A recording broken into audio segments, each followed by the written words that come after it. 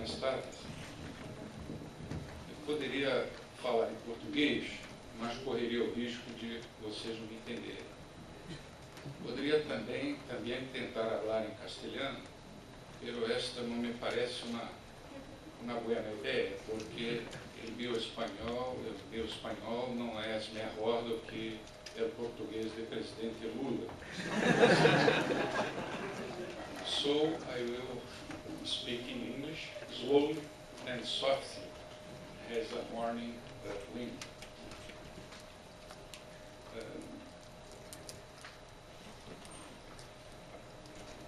So my purpose today is to present a summary of my book, Action, Time and Knowledge, the Austrian School of Economics, published last year by Mrs. Institute, Brazil, and used the Austrian understanding of market process to demonstrate the importance of the basic triad and the propagation elements as essential foundations of the Austrian school.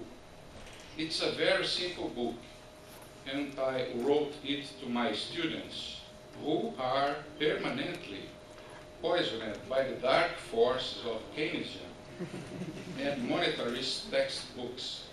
In fact, I suspect that Paul Krugman, Joseph Stiglitz, and other economists are like the hydra of learning. When we got rid of one, then immediately appeared two in their place. This is the book. Please order it. It could be found in the site of the Museum of Brazil. Let's go. The basic triad or fundamental core. The Austrian school is founded on a concurrent and complementary triad formed by the concepts of A, human action, B, dynamic time, and C, the hypothesis about the limitations of human knowledge. These three concepts form the cornerstone of the monumental Austrian school theoretical edifice. The propagation elements emanate from the triad, and they are A, marginal utility, B, subjectivism, and C, spontaneous orders. From these propagation elements, every proposal of a practical nature may be logically deducted.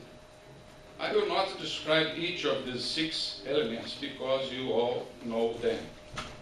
But action for the Austrian school, as you know, means any voluntary act, any choice made intentionally to move from a less satisfactory state to another considered more satisfying at the moment of choice. Praxeology, from praxis, is the general science dedicated to the study of human action, considering all its formal implications. This axiom is universal. Wherever there are people, there are actions. Therefore, that economics, which is built on praxeology, is by corollary universal. There cannot be specific or particular economic theories valid only for certain countries or regions, but only an epistemologically correct economic theory valid everywhere, assembled piece by piece from observation and the systematic study of the action. Mises called the concept of human action the praxeological axiom number 1, in the sense that the main laws governing economics proper may be deduced from it. The dynamic conception of time.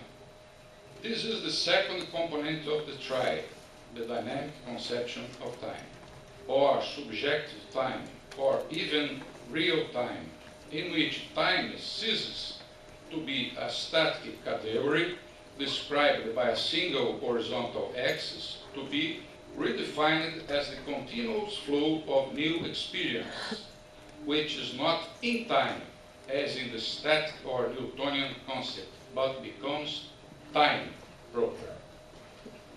consider dynamic time, we are implicitly accepting that something new is continuously occurring. We also must recognize dynamic time's three characteristics. First, dynamic continuity. Second, heterogeneity. And causal efficacy, as pointed by Mario Rizzo and Gerald O'Driscoll in his famous book. The real-time dynamic is reversible and leads to a creative evolution process, which implies unpredictable changes. The concept of real-time is essential to the understanding of human action. Acting individuals continuously accumulate new experience, which generate new knowledge, which in turn often leads them to change their plans and actions. The third element is the limitation of knowledge.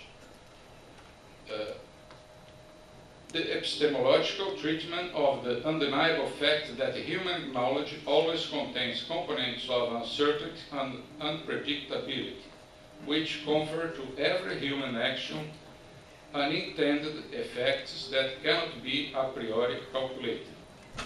There are, for the Austrians, limits to the ability of the human mind to fully fathom the complex of social and economic phenomena. Formal systems possess certain operating rules that cannot be predetermined. As José Ortega y Gasset affirms, the eye does not see itself. As it's not possible to quantify all our knowledge, the Austrian school does not analyze the markets as equilibrium states, but as processes of discovery and articulation of knowledge. Usually in the real-world economy, these forces remain quiet, silent, hidden, scattered, and disconnected, waiting for the subjective human intelligence to awaken, display, organize, and articulate them.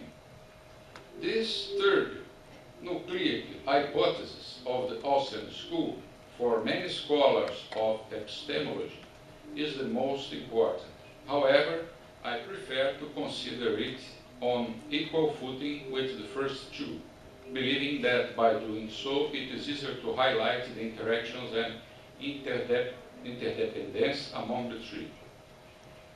Now the propagation elements. In overview, and because you all know it already, what I call propagation elements are: first, marginal utility.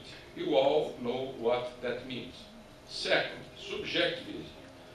The subjectivism of the Austrian school is not limited to the subjective theory of value or to the perception that the theories dealing with humans are personal and therefore not subject to testing. It refers to a basic assumption that the content of the human mind and therefore the decision-making processes that characterize our choices and actions is not rigidly determined by external events. Thus, subjectivism emphasizes creativity and autonomy of individual choices, and for that reason shall be subject to methodological individualism. That is the notion that market outcomes may be explained in terms of individual acts of choice. For the Austrian scholar, economic theory should consider primarily the web of factors that explain choice and not to be limited to simple interactions among objective variables, as mainstream does. Subjectivism then presupposes that action always takes place under conditions of immeasurable and genuine uncertainty, and also that it occurs over dynamic time. When an agent chooses a course of action, the results of his choice will depend on the courses of action taken and to be potentially performed by other individuals. Autonomy prevails in individual decisions, hence the future cannot be known and cannot be learned. The third element, spontaneous orders, are intermediate classes of phenomena that are specific to the science of human action or praxeology. They are institutions that fall between instinct and reason as a result of a human action, but not the execution of human design or planning. Indeed, for the philosophers of ancient Greece, there were two types of phenomena corresponding to the terms introduced by the sophists of the 5th century. Physe, which means by nature, and thesis, which means by deliberate decision. For Austrians, however, this dichotomy is not consistent with the social science. In the words of Hayek in the Counter-Revolution of Science, some kind of order appears as a result of individual action, but without being intended for any individual. Typical examples of these orders are the monetary system, markets, cultural events, and language. Combining the elements of the Austrian school. Well, it's not my purpose here to discuss the implications of the core and propagation elements in the fields of epistemology and political philosophy. I will just mention briefly that in the epistemological field, the implications should be methodological individualism, difference between models and facts in the social sciences, the recognition that the social sciences have their own characteristics which differentiate them from the natural science, and the rejection of forecasting methods in social science. And with regard to political philosophy, the implication should be a criticism of the mixed systems, evolution in social science, democracy and separation of powers, limitation to power, and rejection of constructivism in the social science. I will emphasize on the market process. My concern here is about the importance of the concepts of action, time, and knowledge, as well as the marginal utility, subjectivism, and spontaneous orders in the theory of the Austrian school, and particularly in the market process theory. In fact, the economics of the Austrian school, as well as epistemology and political philosophy, also derives from those we call the basic triad, action, time, and knowledge, and spreads through the concepts of marginal utility, subjectivism, and spontaneous orders, their elements of propagation. The 6 fields of economic theory there, I believe, are essential to the understanding of the Austrian thought are: 1. The market process. 2. The role of the entrepreneur and its function in the markets. 3. The debate about the impossibility of economic calculation in socialist economies. 4. The monetary theory. 5. The capital theory. 6. The Austrian business cycle theory, ABCD. Okay, now I will present the graphics for the first one of them, only for the first one of them, the market process, made from the basic triad and the propagation elements. Unlike mainstream economics, the Austrian school does not study markets in equilibrium. Neither does it adopt the famous classification of markets according to its form: perfect competition, oligopoly, monopoly, and so on. It assumes instead that markets are processes that tend towards equilibrium, because agents are rational and learn from mistakes, but that at each instant of dynamic time have not reached their equilibrium positions. To understand this, it suffices to mention the main elements of the theory.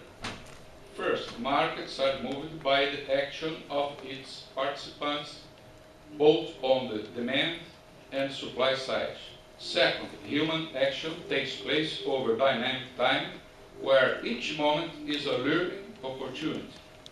Third, market transactions are carried out under conditions of limitation and dispersion of knowledge. Fourth, markets are spontaneous orders, subject, therefore, to permanent change. Fifth, human action is subject. How can it be expected, therefore, that real-world markets be at equilibrium at a given point in time? This is one of the central tenets of the Austrian theory. Markets are reflections of trials and errors in a permanent process for finding new opportunities and whose dynamism does not provide room for balance or equilibrium. Consequently, markets tend to cushion against uncertainty and to systematically coordinate the plans formulated by economic agents. As the various circumstances surrounding human action are continually evolving, it follows that the state of full coordination is never fully achieved, even as markets tend towards it. An attempt of illustrating the market process is this. The PowerPoint is my attempt to illustrate the market process as a system that moves toward equilibrium without ever reaching it.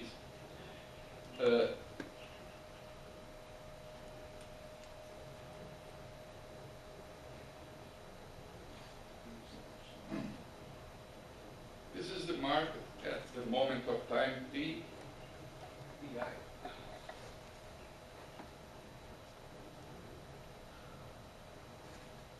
And the market over time moves according to this.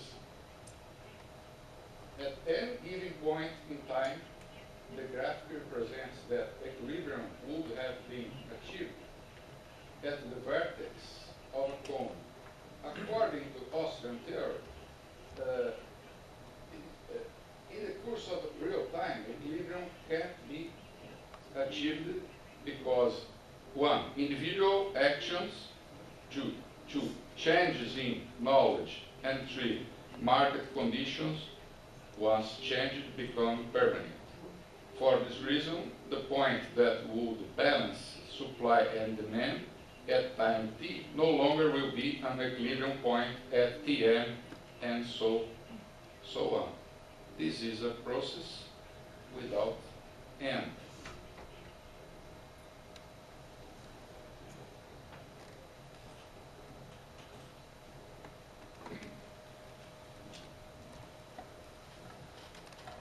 My concluding remarks. We analyze the market as a process, but I would like to emphasize that there are plenty of elements proving the importance of studying the Austrian school. And I would like to point my choice. First, a natural consequence of the economic theory of the Austrian school is the question of the monopoly of money by governments. Why should governments alone print money through central banking? Why should central banks alone control the credit? Why is the instability of fractional reserve system not questioned? Why should central banks exist given their history of failures? Why are people generally against monopolies, but when we discuss the most nefarious of all, the monopoly of money, only Austrians suggest its elimination?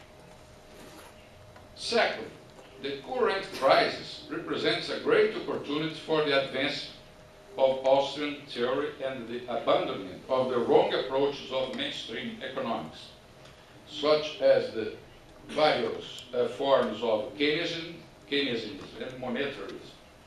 Keynesianism is an error. Neo-Keynesianism, the insistence on error. And New Keynesianism, the persistence in error. And monetarism is nothing more than Keynesianism with flexible prices and stability on the demand of money. It should be mentioned that the Austrian school has proven far superior to the different branches of mainstream economics. Clear evidence of this statement are the crises and bubbles starting from 1920-21, continuing with the Great Depression of the 30s, and extending to the current crisis. The first ended without government intervention. The second, whose solution to this day is attributed to the application of Lord Keynes' ideas, was ending by itself with the economy giving clear signs of recovery before the New Deal. As far as the current crisis, we have been once again in a bubble process since 2008, precisely because the central banks issued currency and credit in the absence of change in temporal preferences. Something like this. This is the new money entering the economy. Slowly. This is the way Austrians think the money enters in the economic system. But for Professor Friedman, there will be helicopters of the central bank,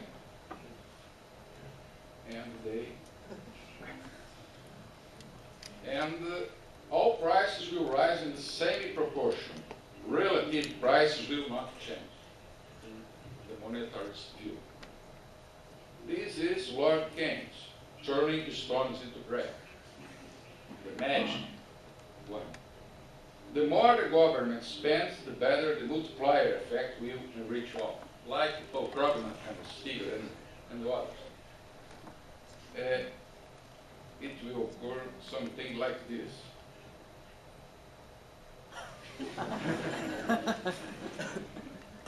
And this is our Professor Biz.